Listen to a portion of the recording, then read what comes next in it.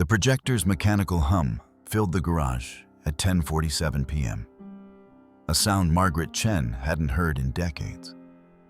But it wasn't the device that made her hand fly to her mouth.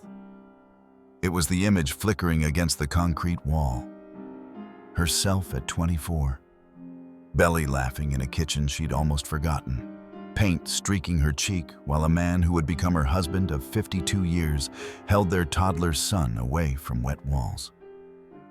In the modest San Jose bungalow she and Frank purchased for $42,000 in 1978, now appraised at $1.8 million and scheduled for sale in 3 weeks, Margaret had been reduced to a confused old woman whose signature apparently meant nothing. Her daughter-in-law had legal documents. A realtor had measuring tape. Movers were coming Thursday. But the 19-year-old hired to throw away her family's history had done something Vanessa never anticipated. He'd looked inside the boxes. Danny Ortega wasn't supposed to care about strangers' memories. He was supposed to dump and leave. Instead, he'd returned after midnight with a borrowed video capture device and a question that changed everything. "Mrs. Chen, do you remember signing papers the day your son died? Have you ever watched someone weaponize your grief against you? Seen your own confusion used as proof you don't deserve autonomy? Stay with us. Because what happened when a county clerk reviewed one particular reel, timestamp 3:47 p.m., August 10th, 2024, didn't just save a house. It exposed how easily legal documents can become instruments of theft, and how sometimes the only thing standing between exploitation and justice is one person who refuses to look away. This is the story of how forgotten film became unforgettable evidence. The kitchen smelled like burnt coffee and 3 days of untouched takeout. Margaret Chen sat at the table she'd wiped down every morning for 46 years, staring at a mug gone cold hours ago. The sunlight through the window felt accusatory. Another day she'd failed to accomplish anything beyond breathing. The doorbell's sudden chime made her flinch. She moved slowly, one hand trailing the wall for balance, though her body worked fine. Everything worked fine except the part that remembered why any of it mattered. Vanessa stood on the porch in a cream pantsuit, smile bright and terrible. Behind her, a woman with aggressive lipstick clutched a tablet. "Margaret, I texted I was coming." Vanessa's voice carried that careful cheerfulness Margaret had learned to dread. "This is Linda Bradshaw. She's going to help us." "Help?" Margaret's voice came out smaller than intended. They moved past her. Linda's heels clicked against the hardwood Frank had refinished in 1993. The summer Michael turned 24 and helped sand every board. Frank emerged from the bedroom, hair uncombed, confusion settling into the lines around his eyes. "Vanessa? What's—" "We need to talk about the house." Vanessa set her purse on the counter with practiced ease, already occupying their space. "I know this is difficult, but we can't keep putting it off." Margaret watched Linda photograph the kitchen, the woman's tablet flashing like small bursts of lightning capturing everything. Michael's hand-painted coffee mugs still in the dish drainer, the wall calendar frozen on August, the chair where he'd sat for his last dinner. Putting what off? Frank's engineer's mind struggled to organize scattered information. Vanessa produced a folder, documents spreading across their table. "The power of attorney, remember? You signed it the day—" She paused, manufactured delicacy, "the day Michael passed.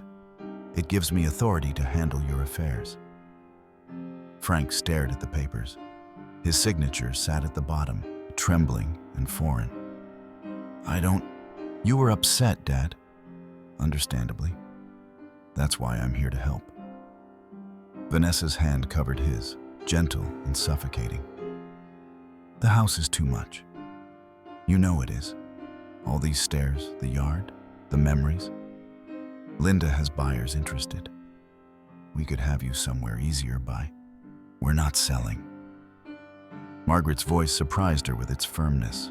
Vanessa's smile didn't waver, but something shifted behind her eyes. Margaret, you're confused. The house needs work you can't afford. You can barely manage as it is. Linda measured the living room, called out numbers Margaret didn't comprehend. Square footage, market analysis, comparable sales, words that reduced their life to data points. I'm scheduling the listing for 2 weeks. Vanessa left a business card on the table. Easy Haul Junk Removal, Danny Ortega. He'll come Thursday for the garage. It's packed with junk that needs clearing before we can show properly. After they left, Margaret found Frank in Michael's room, standing motionless among preserved teenage debris. Concert posters, baseball trophies, the telescope they'd saved 6 months to buy. Did we sign that?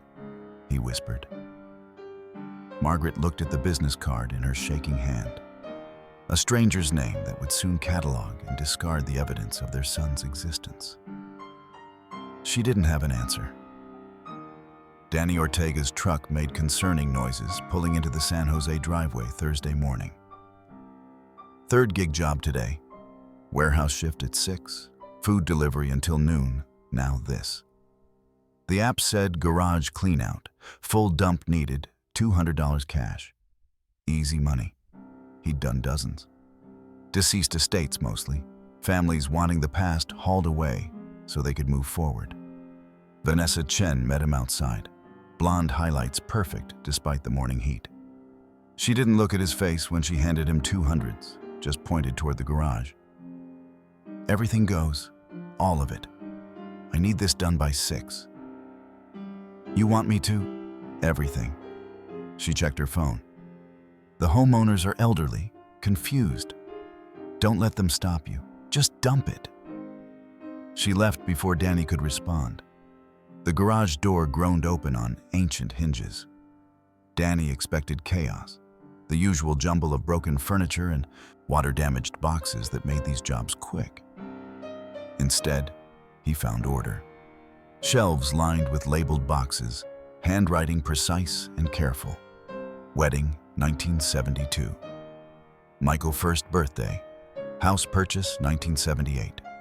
Summer vacations, 1985 to 1990. Someone had loved these memories enough to organize them. Danny opened the wedding box. Inside, wrapped in protective cloth, sat a Super 8 projector. His hands knew its weight before his mind registered why. His abuelo had owned one just like it. They'd watched his mother's childhood every Sunday until the old man died when Danny was 16. Film reels filled the bottom of the box, each dated and labeled. The house's back door opened. An elderly Asian man stood there, thin and unsteady, staring at Danny like he'd forgotten someone was coming. I'm Danny. Here to... He gestured vaguely at the boxes. Frank Chen. The man's voice carried an engineer's precision gone uncertain. My son died 8 months ago. I'm sorry. Did Vanessa hire you? Danny nodded. Frank's face crumpled briefly before resetting to careful blankness. These were Michael's. He loved watching them as a boy. Frank touched the projector with trembling fingers. We were going to convert them to digital. Before. The word hung heavy with everything left undone. Danny made a decision that would redirect his life. I'll sort through everything. See what's actually junk versus what's... He gestured at the labeled boxes. Memories. Relief flooded Frank's face. Thank you. By 6 p.m., Danny had separated 2 piles. Actual garbage in the truck, memory boxes hidden behind the garage. He photographed only the junk pile when Vanessa texted demanding proof. All clear, he typed back, the lie feeling righteous. That evening, lying in his grandmother's spare room, Danny couldn't stop thinking about those reels. His abuelo's projector still sat in the closet. If it still worked? At 10:30 p.m., Danny drove back to the Chen house. He parked down the street, retrieved the memory boxes from behind the garage, and set up the projector by flashlight. The first reel's label read, New House 1978. He threaded the film with practiced hands, flipped the switch. Silent footage flickered to life. The warehouse shift ended at 10. Danny told himself he was just driving home, taking the long route past the Chen house, checking, making sure the memory boxes were still hidden behind the garage where he'd stashed them. He parked down the street at 10:40, engine ticking in the November cold. His abuelo's projector sat in the truck bed, wrapped in a moving blanket. Danny had tested it that afternoon, ancient but functional, the bulb still bright. He'd learned film threading at 12, sitting on his grandfather's lap, the old man's tobacco-rough voice explaining sprockets and take-up reels. The garage side door was unlocked. Danny slipped inside, set up the projector on Frank's workbench, aimed it at the concrete wall. The first box he opened held reel's label in Margaret's precise hand, New House 1978. He threaded the film, his hands remembering motions his conscious mind had half forgotten. The projector's hum filled the darkness. "What are you doing?" Danny spun. Margaret stood in the doorway, connecting garage to house, nightgown pale in the spill of kitchen light. Her gray hair hung loose past her shoulders. "I'm sorry. I shouldn't have..." Danny moved to shut it off. "Wait." She stepped closer, eyes on the wall where silent footage flickered to life.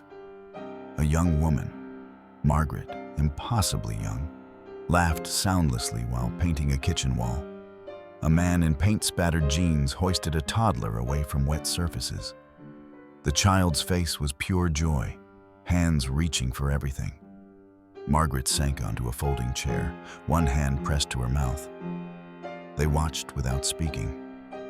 3 reels. The house empty and new, then slowly filled with furniture, with life. Birthday parties, Christmas trees, a boy growing taller in stop-motion increments. "I forgot." Margaret's voice was barely audible over the projector's mechanical pulse. "I forgot we were ever that happy." Footsteps on the concrete. Frank appeared, hair wild from sleep, confusion giving way to wonder as he recognized the images dancing across his garage wall. They watched until 1 a.m., the 3 of them, strangers and not strangers. Margaret narrating scenes in whispers. "That's the year we planted the lemon tree. Michael was 7. He wanted to climb it before it was even waist high." When the last reel ran out, its tail flapping against the take-up reel, Margaret touched Danny's arm. Her fingers were cold, tentative. "Come back tomorrow?" It was the first thing she'd asked for in 8 months. The first want that wasn't just absence of Michael's loss. "Yeah." Danny began packing the projector. "I'll bring my laptop. We can digitize these. Make sure they're preserved." Frank walked him to the truck. The old man's handshake was firm, an engineer's grip testing structural integrity. "Thank you for not throwing us away," Frank said quietly. Driving home through empty San Jose streets, Danny couldn't shake the image of young Margaret laughing silently while paint streaked her cheek. Couldn't stop thinking about the boy who'd grown up to die at 49, leaving his parents to drown in a house full of memories they'd been ordered to discard. His phone buzzed. "Vanessa." "Everything disposed of?" Danny typed back, "All clear." The lie felt like the first honest thing he'd done in months. Friday evening, Danny returned with his laptop and the video capture device he'd borrowed from his friend who ran a YouTube channel. Frank had the dining table cleared, waiting, organized, like he was setting up a work project. "I made tea," Margaret said, gesturing to 3 mugs. Actual hospitality, not the autopilot politeness of early grief. They established a routine over the next 3 days. Danny would arrive at 6 with takeout. Neither Chen had been cooking, surviving on cereal and frozen meals. They'd eat together, conversation tentative but warming. Then film viewing at 7. Danny's laptop capturing and converting footage while they watched on the wall. Saturday afternoon, during a break between reels, Danny asked to see The Power of Attorney. He kept his voice casual, documentary curious rather than investigative. Frank retrieved a manila folder from his file cabinet. Inside, legal documents, notary seal official, and embossed, signatures at the bottom. Danny photographed every page with his phone while Frank explained his filing system. 46 years of mortgage payments, property tax receipts, home improvement invoices, all cross-referenced and chronological. "You're thorough," Danny said. "I was an engineer. Documentation matters." Frank touched his own signature on the POA, traced it with 1 finger. "But this doesn't look like mine, not steady like usual." The document was dated August 10th, Michael's death date. Sunday evening brought the breakthrough. The reel labeled Michael 40th birthday, 2015 had sound, recorded on a later camera. They watched the party unfold. Neighbors, cake, Michael blowing out candles while everyone sang. Then Michael turned to his parents, wineglass raised, grinning that gap-toothed smile neither Frank nor Margaret could look at directly anymore. "Mom, Dad, promise you'll never sell this house." His voice filled the dining room, present tense and alive. "It's our family's heart. This is where I learned to ride a bike. Where you taught me algebra at this table. Where every good memory lives. We'll have to carry you out." Laughter from off camera. Vanessa appeared in frame, her smile tight and brief. Margaret started crying. Frank reached over, took her hand, both of them silent, while their dead son made them promise something his widow was now stealing. "She's taking our son's house," Frank said quietly. "The one thing he asked us to keep." Danny did the math in his head. The house, purchased for $42,000 in 1978, was worth over $1.8 million now in San Jose's insane market. Vanessa wasn't helping confused elders. She was committing fraud. "We need to document everything," Danny said. "Every receipt proving continuous ownership. Every moment showing you're competent and aware. Every piece of evidence that she's lying."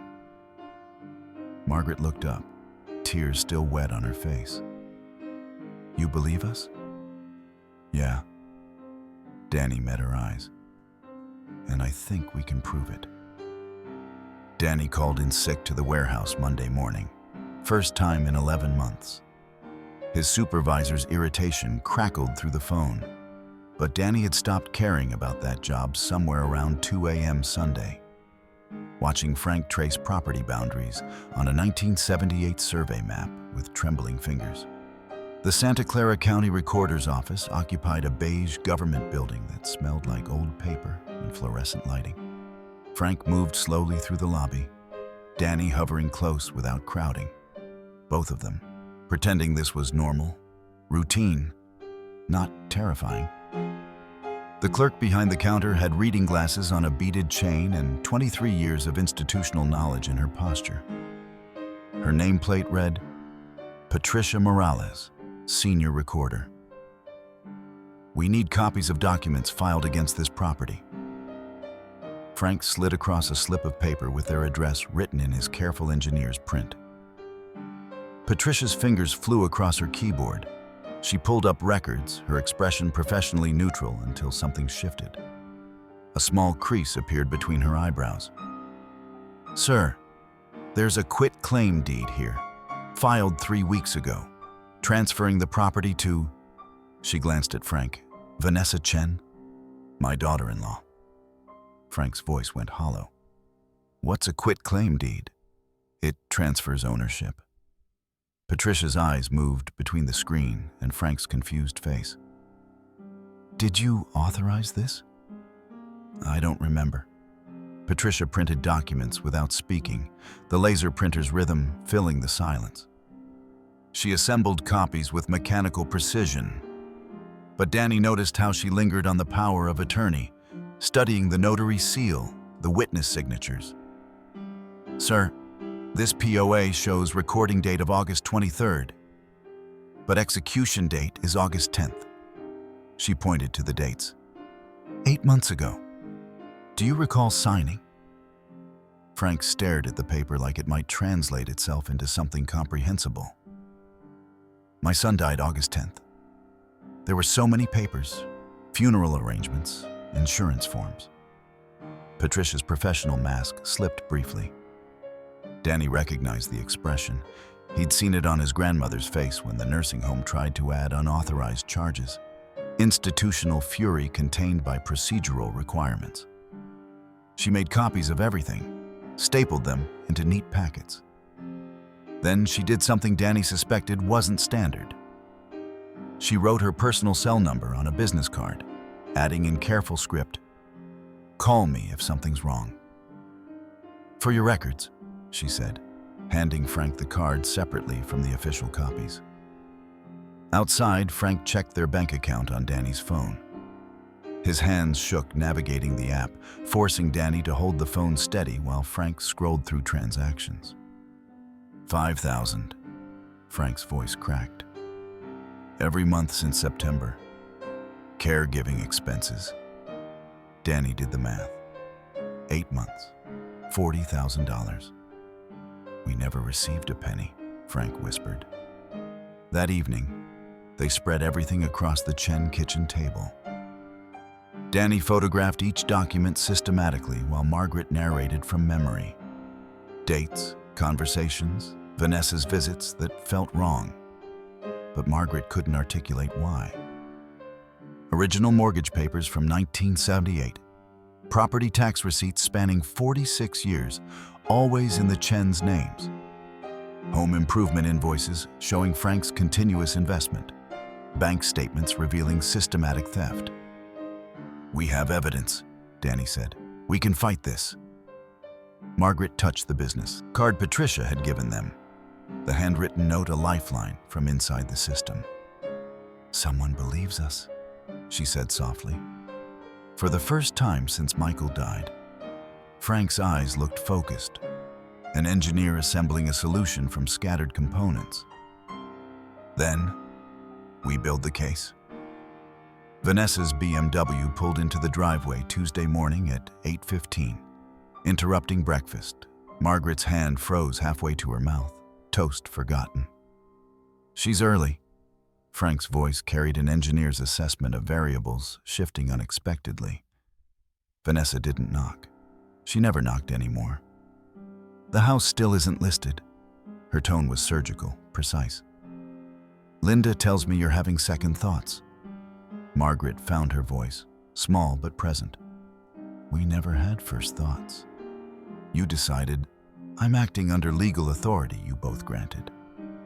Vanessa set her tablet on the table, swiping through screens. I've instructed Linda to list today, 1.75 million. We have interested buyers. Danny's truck appeared in the driveway behind Vanessa's car. Through the window, Margaret watched him climb out, camera bag over one shoulder. He'd been documenting everything, fixtures, garden, rooms, creating a visual timeline of their continuous occupancy. Vanessa noticed. Why is the junk guy still here? Danny's helping us organize. Margaret's voice steadied. Our things, our home. Something flickered across Vanessa's face. Recognition that the passive couple from 8 months ago was reforming, rebuilding structure from grief's ruins. I see. Vanessa collected her tablet. Closing is November 30th. 3 weeks. The buyers are developers. They'll tear down and rebuild. The words hit like Michael's death announcement. Sudden, irrevocable, destroying futures in a sentence. After Vanessa left, Danny worked methodically. He photographed the kitchen's original 1978 cabinets that Frank had installed, the bathroom tiles Margaret had chosen, the backyard lemon tree planted when Michael was 7. Each image time-stamped, geotagged, building evidence of continuous investment and care. Wednesday, Danny created a digital presentation, film footage from 1978 showing Frank building the deck, matched with current photos of that same deck, weathered but maintained. Margaret planting roses in 1985, those same roses blooming 40 years later. A visual argument that this wasn't property, it was a life's work. Thursday evening, Vanessa returned with papers, her professional mask perfectly maintained. Closing is accelerated, November 30th. She placed documents on the table. The buyers are eager, all cash, no contingencies. Frank stood slowly, drawing himself to full height despite his 75 years. We're not selling. Dad, you don't have a choice. Vanessa's voice went sharp. I have power of attorney. You signed it. We signed funeral papers. Frank's words were careful, each one selected for precision. You said it was for Michael's arrangements. You were confused. Grieving, I was protecting you. Margaret watched the performance, recognizing it finally for what it was. Not care, control. After Vanessa left, Margaret studied the POA documents. Something nagged at her memory, a detail misaligned. The witness signature. Margaret pointed to Vanessa's name, dated August 10th. She wasn't here. She was in Lake Tahoe that week. I remember because she posted photos. Beach sunset, wine tasting, while we planned Michael's funeral. Danny pulled out his phone, fingers flying across the screen. Within minutes, he had screenshots. Vanessa's Instagram, August 10th, geotagged Lake Tahoe, timestamp 3:47 p.m. The same date and approximate time she'd supposedly witnessed the POA signing in San Jose, 200 miles away. The first crack in the fraud, documented and irrefutable. Friday morning, Danny dialed Adult Protective Services from the Chen kitchen, phone on speaker so Frank and Margaret could hear. Santa Clara County APS, this is Rachel. I need to report elder financial exploitation. Danny kept his voice steady, fact-based. Margaret and Frank Chen, 73 and 75. Their daughter-in-law obtained a power of attorney under duress and is forcing a house sale. Keyboard clicks. We'll open a case. An investigator will contact them within 7 to 10 business days. The house closes in 19 days. I understand, but we have a backlog. Critical cases, immediate danger, get priority. Danny hung up, frustration tight in his chest. Systems designed to help, too overwhelmed to function. Margaret touched his arm. We try something else. Online research led Danny to Bay Area legal aid. He called, navigating phone trees until reaching a human who scheduled an intake appointment for Monday morning. Friday evening's film session brought unexpected treasure. Another reel with sound. Michael's 40th birthday from 2015. The party unfolded on the living room wall. Neighbors, cake, terrible singing. Then Michael turned to his parents, wine glass raised. That gap-toothed grin Margaret could barely look at anymore without dissolving. Mom and Dad, you're staying here forever. His voice filled the room, present tense and alive. This house is your legacy. I'll never let anyone take it from you. The camera panned. Vanessa appeared at the frame's edge, smiled tight and brief before she turned away. Frank paused the footage on Michael's face, frozen mid-laugh. She's doing exactly what he feared. Frank's voice broke on the last word.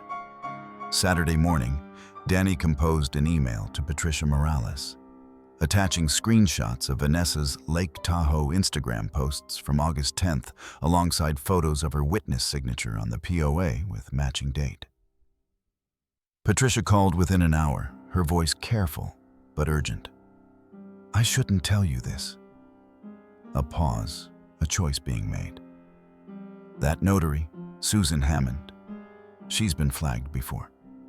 3 complaints. Nothing proven, but patterns. "Bring me everything you have." Danny also reached out to Linda Bradshaw, the realtor, appealing to whatever conscience remained beneath her professional veneer. They met at a Starbucks. Linda arrived defensive, arms crossed, but her eyes kept darting to the folder Danny placed on the table. "I could lose my license talking to you. The Chens aren't confused." Danny opened the folder, showing her Frank's organized records, Margaret's detailed memories. "They're being coerced. You saw it. That first day." Linda's professional mask cracked. "They seemed reluctant. But Vanessa has POA, obtained through fraud." Danny showed her the Lake Tahoe evidence. Linda stared at the screenshots, recognition and guilt warring across her face. "I'll slow walk the process." Her voice went quiet. "Give you time, but I can't testify. My career. Just don't actively help her steal their home." Linda nodded, gathering her things quickly, already regretting this conversation but unable to unknow what she'd learned. Driving back to the Chen house, Danny felt the alliance forming. Fragile, unlikely, but real. A county clerk risking her job, a realtor growing a conscience, a legal aid attorney who'd take the case Monday, and 3 people learning to fight back against grief and theft, armed with evidence and each other. Sunday morning light filtered through lace curtains Margaret had hung in 1979. She was pouring coffee when the doorbell rang. That sound that always made her flinch now, anticipating invasion. Vanessa stood on the porch beside a man in a pressed button-down, leather portfolio under his arm. "Margaret, this is Dr. Richard Pearson." Vanessa's smile was bright, terrible. "You asked for an evaluation, remember?" Margaret hadn't asked for anything. But Vanessa was already inside, leading the doctor to the dining table like she owned the house, which, legally, she almost did. Dr. Pearson was professionally kind, his questions delivered with practiced gentleness. "What day is it? Who's the president? Count backward from 100 by 7s. Margaret's hands trembled answering, not from confusion, but from the humiliation of being tested like a failing student. Frank appeared from the bedroom, sleep-rumpled and wary. More questions, more careful observation. The doctor made notes in silence. After an hour, Dr. Pearson closed his portfolio. No signs of dementia. Some mild confusion, possibly depression, understandable given recent loss. Vanessa seized the opening. "See? They need help managing their affairs. Complex financial decisions, property sales. It's too much." The doctor's expression remained neutral. They would benefit from assistance with complex matters, but they're legally competent. Vanessa photocopied his report before the ink dried. Monday morning, Danny drove them to Bay Area Legal Aid. The building smelled like old carpet and desperation. Too many people, too few attorneys. James Chen, no relation, he'd said with an apologetic smile, was 35 and exhausted, dark circles under his eyes from a caseload that never ended. He reviewed their evidence across a desk piled with other people's crises. "The POA is recorded and appears valid," James said carefully. "To void it, we need proof of incapacity at signing or clear evidence of fraud." "She tricked us," Frank said. Made us sign while we were grieving, James finished. I believe you. But Dr. Pearson's report actually hurts your case. It establishes current competence, which Vanessa will argue you had in August too. Margaret felt hope crumbling. They had evidence. They had Danny's films. They had truth. It wasn't enough.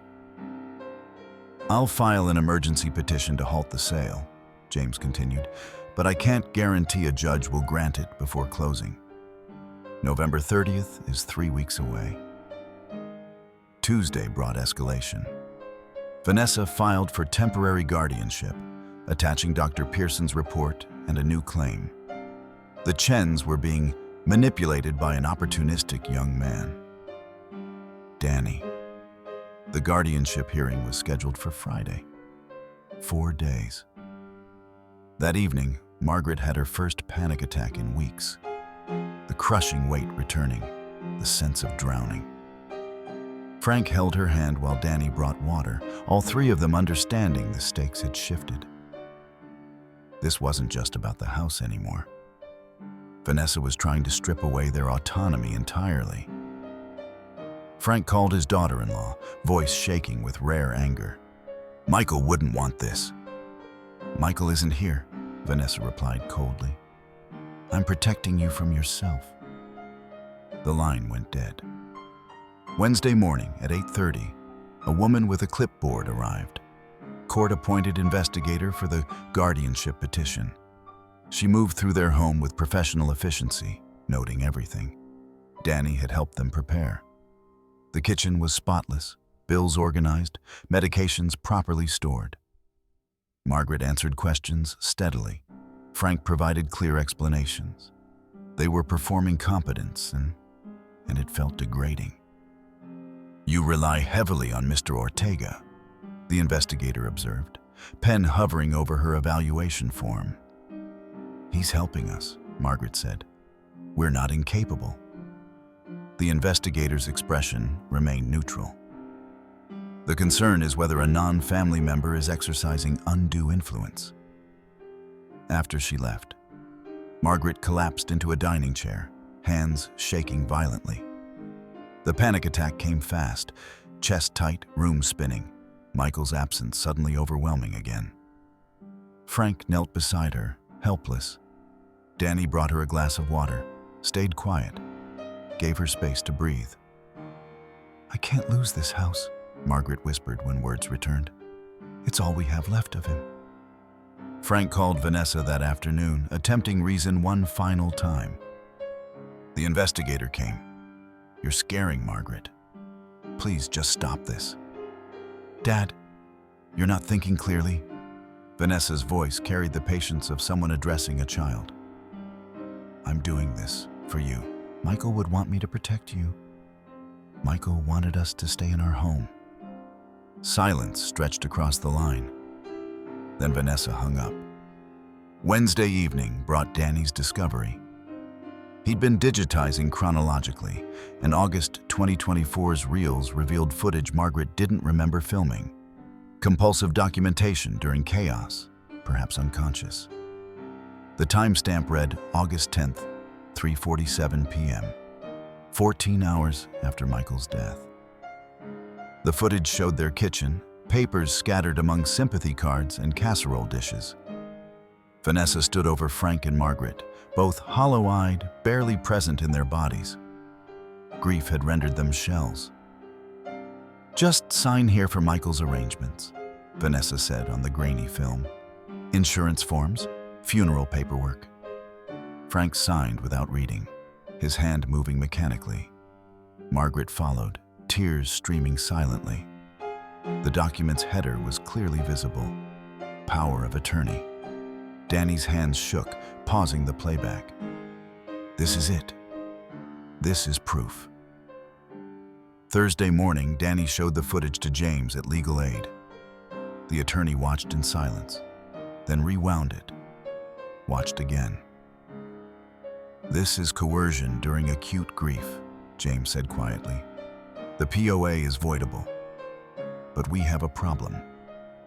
What problem? You can see, Is home movie footage admissible in court? We need authentication, expert testimony on the film's integrity, proof it hasn't been manipulated. James made calls while Danny paced. They had evidence. They had truth. But truth required translation into legal language, required experts and procedures, and time they didn't have. The guardianship hearing was tomorrow. Closing was 17 days away. Outside the legal aid office, San Jose traffic hummed indifferently. The city that had transformed the Chen's $42,000 investment into $1.8 million was the same city that would let Vanessa steal it legally, efficiently, with proper documentation. Unless they could make one judge look at forgotten film and see what Danny saw. Exploitation, theft, and grief weaponized against the grieving. Friday morning arrived with coastal fog that hadn't burned off by the time they reached the courthouse at 9:30. Margaret's hands shook, buttoning her coat. The good one she'd worn to Michael's funeral, navy blue with pearl buttons. The guardianship hearing was in Department 12, 3rd floor.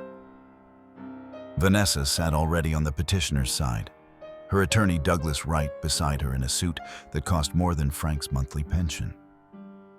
Wright's leather briefcase sat open, documents organized with the precision of someone who'd done this many times before. James Chen arrived minutes later, wheeling a battered file box. He'd worked until 3 a.m. preparing their opposition, and exhaustion showed in the circles under his eyes. Judge Marlene Foster took the bench at 10 sharp. She was 62, gray hair pulled back, reading glasses on a chain. Her reputation preceded her, fair but no nonsense with specialized experience in elder law that made this assignment deliberate rather than random. Vanessa testified first, her voice catching with manufactured emotion. Your Honor, I'm worried about them. Dad forgets appointments. Mom gets confused about medications. I found expired food in their refrigerator, unpaid bills. They need help. James cross-examined carefully. Mrs. Chen, do you have documentation of these unpaid bills? Well, no, I took care of them. And the expired food? Did you photograph it? Vanessa's perfect composure flickered. I was concerned, not gathering evidence. Margaret watched the judge's face, trying to read her reaction. Judge Foster's expression remained neutral, pen moving across her legal pad in steady strokes. At 11, Judge Foster called a recess. I'd like to speak with Mr. and Mrs. Chen privately, in chambers. The judge's office was smaller than expected, books lining every wall. She gestured them to chairs facing her desk, her demeanor softening slightly. I'm not testing you, she said gently, but I need to understand what you want. Frank spoke first, voice steadier than Margaret expected. We want to stay in our home, the one we bought in 1978, the one our son grew up in. Your daughter-in-law says you're confused, struggling. We're grieving, Margaret interrupted, surprising herself. Our son died 8 months ago. We've been sad, lost, but not incompetent. Judge Foster studied them for a long moment. Then she asked about their daily routines, their finances, their medications. Margaret answered clearly, dates and details flowing easily once she stopped being afraid. After 20 minutes, they returned to the courtroom. Judge Foster's ruling was swift. The guardianship petition is denied. Mr. and Mrs. Chen demonstrate adequate capacity to manage their affairs. She paused, looking directly at the Chens. However, I note the valid power of attorney remains in effect. The sale can proceed unless that document is voided. I'm continuing this matter for 2 weeks to allow time for further proceedings. Vanessa's face went rigid. She gathered her things and left without speaking, Douglas Wright hurrying after her. That evening, They met Patricia Morales at a coffee shop near the county recorder's office. Off the clock, she reviewed everything Danny had compiled: the film footage, the notary irregularities, the timeline of Vanessa's deception. Patricia made her decision. "I'll investigate the notary officially. If that seal was improperly used, the POA is void, regardless of signatures."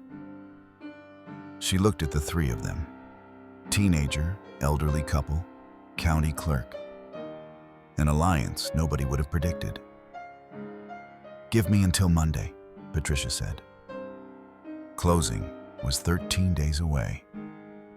Saturday morning, Patricia Morales sat at her kitchen table with coffee going cold and her laptop open to the California Secretary of State's notary database. Off the clock, technically breaking protocol, absolutely not caring. Susan Hammond, mobile notary, commission issued March 2022. Patricia pulled every document Hammond had notarized in Santa Clara County over the past year. 127 total, unusually high for a mobile notary who should average 30 to 40. She cross-referenced dates and locations. August 3rd, document notarized in San Jose at 2:00 p.m., another in Gilroy at 2:45 p.m. 40 miles apart. Impossible. Patricia photographed her screen, documented every inconsistency. Then she called the Secretary of State's Notary Division, left a detailed message citing specific document numbers and requesting investigation. Meanwhile, Danny drove to San Jose City College. His friend Carlos worked in the media lab and knew someone who knew someone. A film archivist named Dr. Ellen Price, who authenticated historical footage for museums. Dr. Price met them in her cramped office, walls lined with film canisters. Danny showed her the August 10th footage on his laptop. She watched in silence, then examined the digital file's metadata. Super 8 cameras mechanically embed date stamps, can't be altered without leaving traces. She pointed to the timestamp. "This is authentic. Can you put that in writing?" Dr. Price studied Danny's face, 19, exhausted, fighting for people who weren't his family. "Yes, I'll provide an affidavit." Sunday, Margaret and Frank attended church for the first time since Michael's funeral. They'd stopped going, unable to face sympathy that felt like pity. People stared, whispered. Then Mrs. Nguyen from the neighborhood approached, took Margaret's hands. "We thought you'd moved. Vanessa told everyone you were going into assisted living." The lie had been systematic, isolating them before stealing everything. When word spread about Vanessa's fraud attempt, offers flooded in. Phone numbers, recommendations for attorneys, casseroles appearing on the porch like they had after Michael died. But this time accompanied by anger on the Chen's behalf, rather than just sympathy. Monday afternoon, Patricia called Danny. "Hammond's commission was suspended in September, 1 month after she notarized your POA, backdating documents. I found 3 other complaints matching your situation. Can we use that? I'm filing an official report, document number 2024-087453, Notarial Act under review for irregularities." Patricia's voice carried professional satisfaction.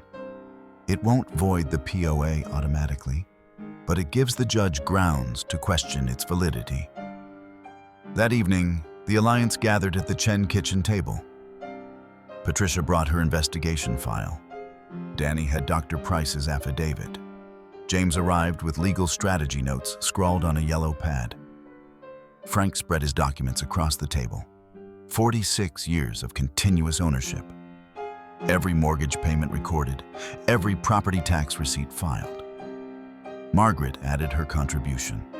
A timeline of Vanessa's visits, dates, and details recalled with the precision that made her seem confused to people who didn't understand that grief isn't dementia. They worked until midnight, building the case.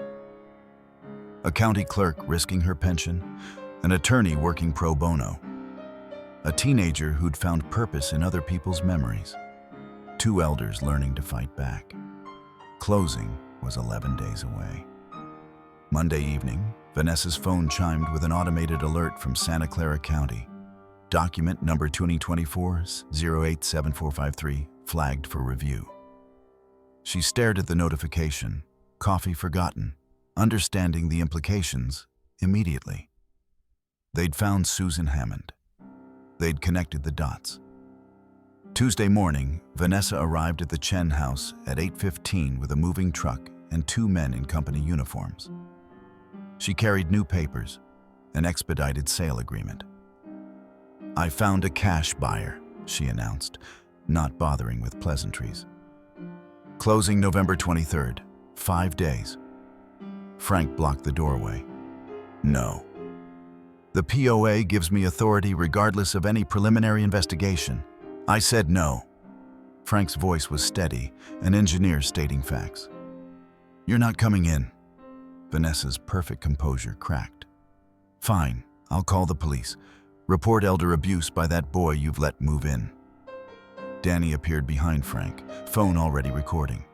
"Please do. I'd love to explain to officers how you're trying to force entry." Vanessa made the call. Two patrol officers arrived, assessed the situation with practiced weariness. Civil matter. No crime in progress. They left. But Vanessa had accomplished her goal, accelerating the timeline, creating urgency. James filed an emergency restraining order that afternoon. Wednesday morning hearing before Judge Foster, who reviewed the new evidence. Patricia's investigation, Dr. Price's authentication affidavit, the notary suspension. Vanessa's attorney, Douglas Wright, argued smoothly. "The investigation is preliminary. The POA remains valid until officially voided. The film shows signatures regardless of circumstances. It shows exploitation of diminished capacity," James countered. "Coercion during acute grief." Judge Foster studied both attorneys, then the evidence. "I'm issuing a temporary restraining order, halting any sale until a full evidentiary hearing." She checked her calendar. Friday, November 22nd, final. Vanessa left the courthouse already on her phone, voice low and urgent. Wednesday afternoon, 3 weeks after Danny's initial call, Adult Protective Services finally sent an investigator. Maria Santos arrived with a clipboard and professional skepticism. She'd seen families fight over inheritance, seen genuine abuse and false accusations in equal measure. "I understand there are concerns," Maria began carefully. "Watch this," Danny said, setting up the projector. For 2 hours, Maria watched. The Chen's 46-year history in this house. Michael growing up, family holidays. Then the August 10th footage. Vanessa obtaining signatures while Frank and Margaret sat hollow-eyed among sympathy cards, barely present in their bodies. Maria's professional distance crumbled. She took notes in silence, photographed the immaculate home, assessed the Chen's obvious functional capacity. "I'm filing a substantiated report for financial exploitation." She looked at Margaret and Frank with something like anger on their behalf. "This goes to the district attorney." Thursday, they prepared. Organized exhibits, rehearsed testimony, built the case that would either save their home or confirm its theft was legal. The hearing was tomorrow, 9 days until the original closing date that no longer mattered because everything would be decided in one courtroom, one day, by one judge. Wednesday afternoon at 3, Maria Santos arrived with the weariness of someone carrying 47 open cases and the suspicion of someone who had seen every variation of family dysfunction. "I'm here about the financial exploitation report," she said, clipboard already in hand, professional distance firmly in place. Danny didn't argue or explain. He just set up the projector. "Please," Margaret said quietly. "Just watch." For 2 hours, Maria sat in the Chen's living room while their life unfolded on the wall.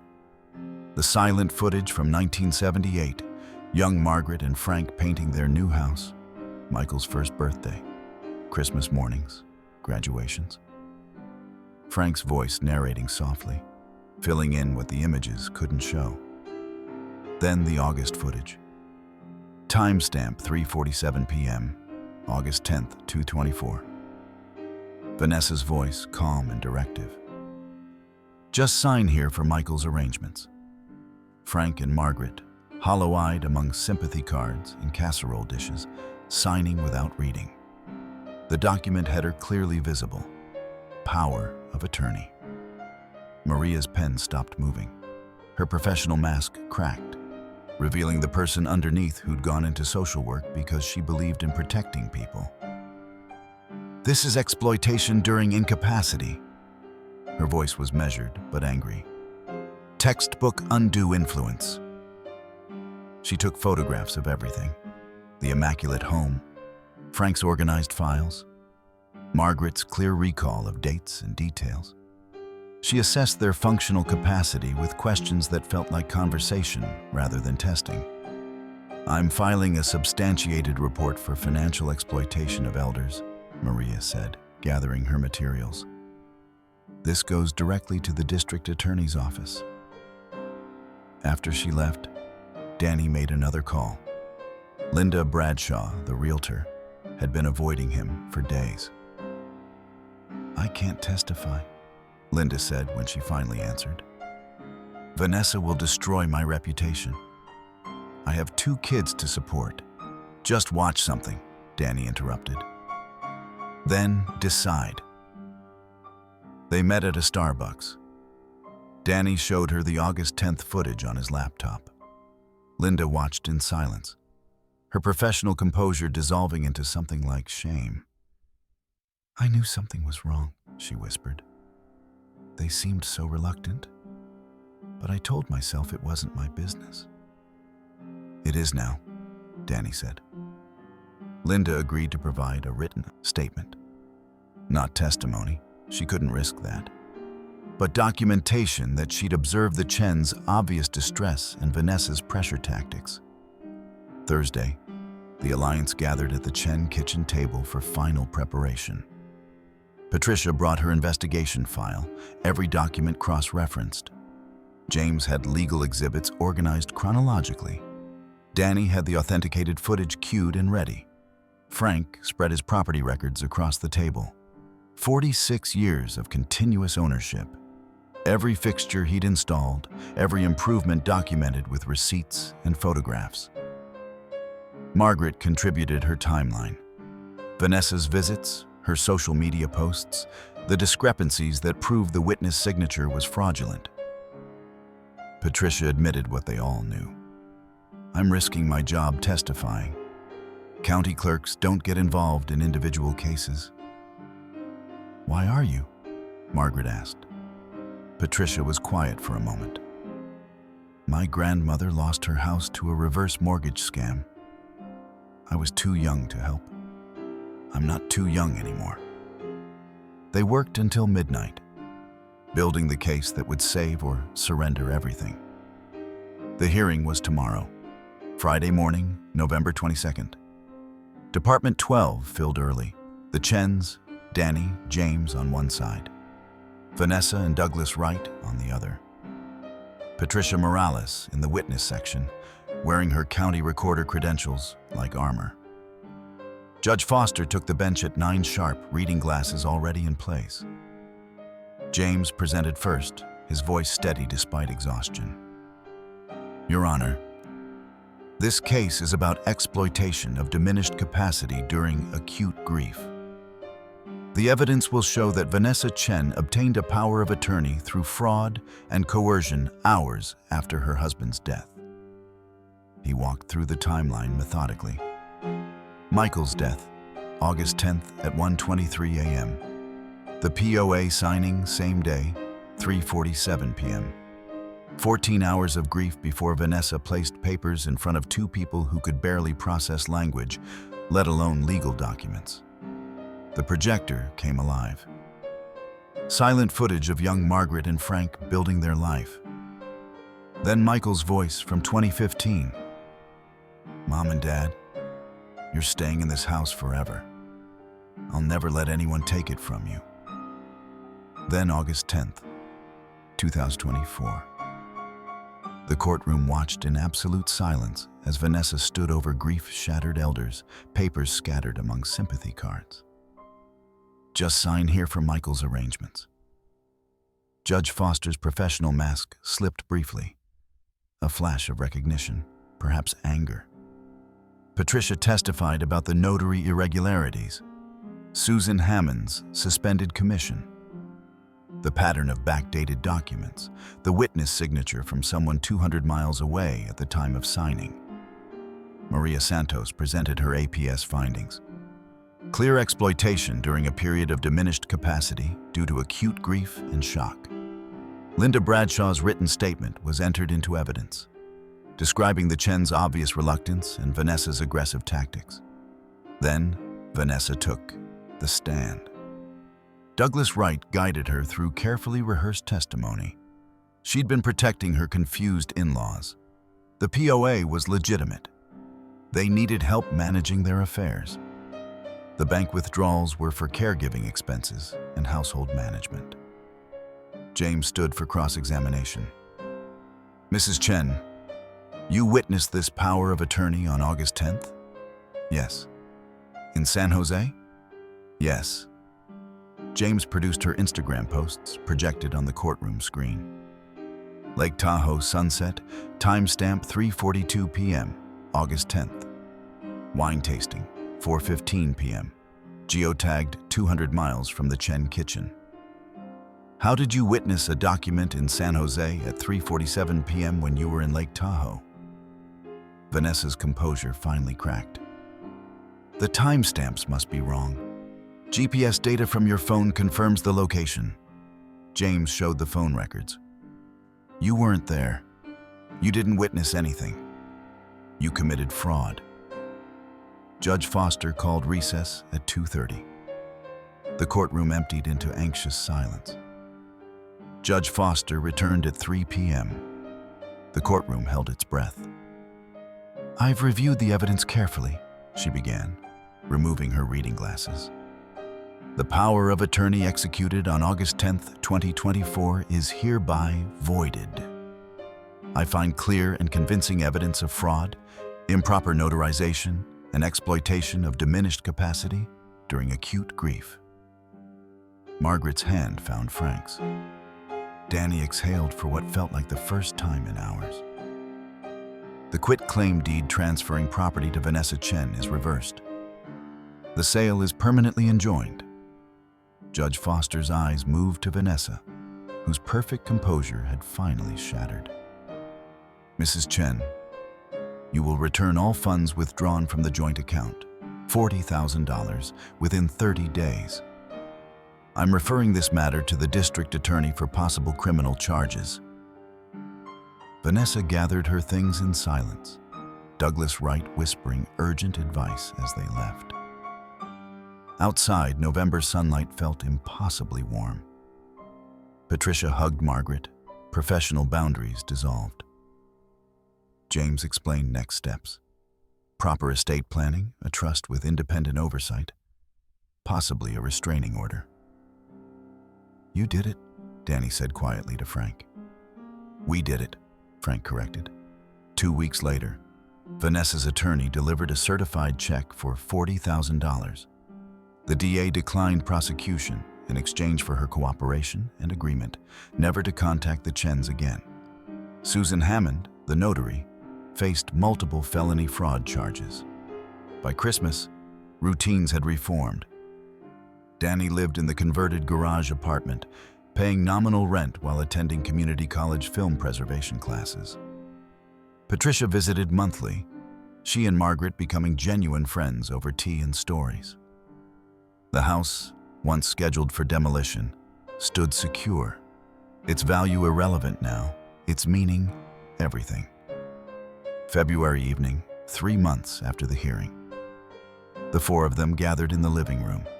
Danny threading film, Patricia adjusting the projector's focus, Margaret and Frank settled on their worn couch. Michael's 40th birthday party played across the wall. His voice filled the room, present, alive, preserved. "Mom and Dad, you're staying in this house forever." Margaret didn't cry this time. She smiled instead, squeezing Frank's hand. When the reel ended, Patricia raised her tea mug. "To families we choose. To evidence that matters," James added.